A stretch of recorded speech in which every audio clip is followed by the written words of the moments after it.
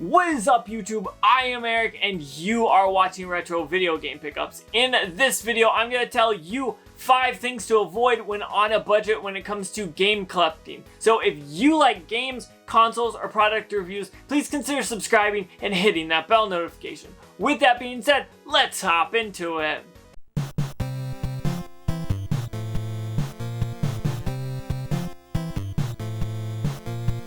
Like I said, I have 5 different things that you should not do when it comes to game collecting if you're trying to do it on a budget. Now, yes, it could be very easy to game collect if you have a ton of money and you could just pour into it. But if you want to grow it on a budget and not spend as much money, these are things you are wanting to avoid. Now, I have a game collection behind me. I've been working on it for 8 or so years, and honestly, when I started, I was trying to buy everything, and that's just not the way to do it. So what we're going to do is talk about 5 things that you do not want to do when it comes to game collecting. When it comes to game collecting, the first thing you want to do if you're on a budget is do not pay full price. Now, what you could easily do is go out, buy this game, and pay $50, $60, $40, whatever it's worth at the time, and then you'll get your game off eBay or Mercari or however you do it.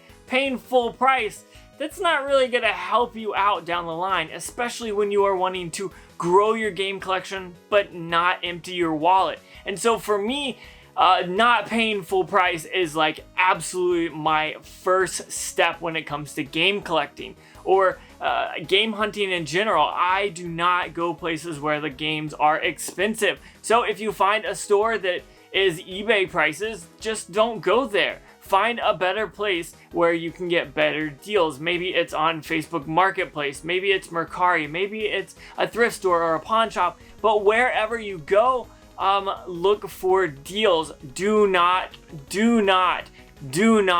pay full price for things when you can find it in other means for cheaper, which will save you money and keep your wallet happy. Now, this next thing is one that I tend to live by the most for myself, especially when I come to games that I want and want to add them to the collection, and that is do not buy a bad copy of the game, whether it's loose or just kind of a garbage, trash, broken, whatever it is. Don't buy bad copies. Now, I have a terrible perfect example right here. This is Spider-Man on the PlayStation 4. I was really excited to get this game. I picked it up off of GameStop's website a while ago, and I got a bad copy. What does that do? That means you can still play the game, but ultimately, if you want to resell it, there's not going to be much value there. And you don't even want to add this to your collection because this stands up like a sore thumb. That is a terrible spine. That is terrible cover art. And so when I am looking for things, I make sure that I am not getting a bad copy. Whether it's just a loose disc like this one is, or it's a broken cartridge that maybe is missing the front label, or maybe it's all scratched up. Whatever it is, don't buy a bad copy, because if you are wanting to resell that in order to gain more money to game, it's harder to do that when you have a copy that literally looks like garbage. The next tip is going to be one that maybe people don't think about, but my next tip is don't forget to look other places. Just because you've been searching after a game for maybe a few hours, a few days, maybe weeks, months, years, whatever it is, if you find it, don't forget to look other places. Know how much it's worth, and so that way if you find it and it is in your hands but it's $20 more, you don't end up spending the extra money. Just because you see it or you find it doesn't mean that's going to be a great place or a great time to buy it. So maybe this one is don't forget to look other places, but also do have patience, because just because you find a game doesn't mean that's perfect for your collection or is well worth it. So make sure when you're doing this that you do look other places. Like I said earlier, if you are looking and you find it on eBay and you've been looking for this game, you might buy it and then next week you might see it for half the price. So that's why I say don't forget to look other places. Now this next one is probably something you'll understand or you've done or haven't done, but this one is don't always buy brand new games. Now this is something that for me is a no-brainer, but I know other people that have problems with this idea. They think, oh, well, maybe the game is going to be scratched and I won't be able to play it, or maybe it'll be, maybe the manual or be missing or something like that. But don't be afraid to buy a used copy of a game, especially if you're buying at places where they have guarantees, like GameStop or Walmart. I think Walmart has a guarantee on their games that are used, right?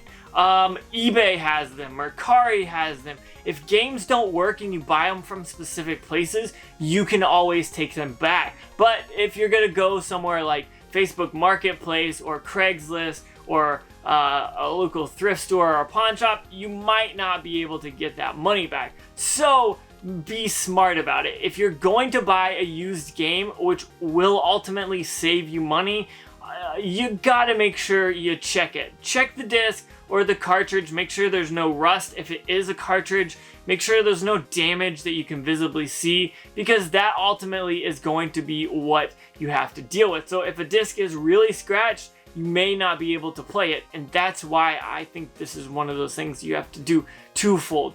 Don't always buy brand new games, but at the same time, look at the used games and make sure they're all right and everything's good with them.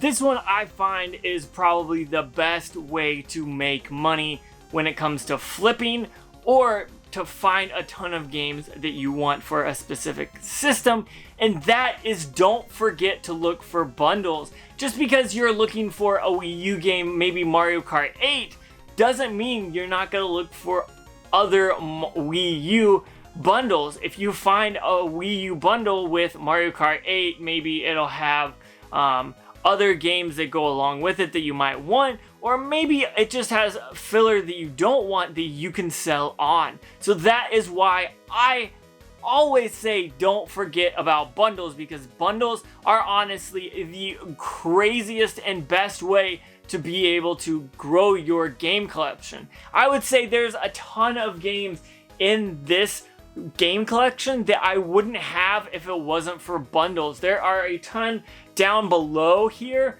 my PlayStation 2 games that I just wouldn't have gotten if I didn't have bundles. Now, yes, there are a bunch of shovelware games, but they were still games that I wouldn't have gotten otherwise. So bundles are a way to be kind of open to new games.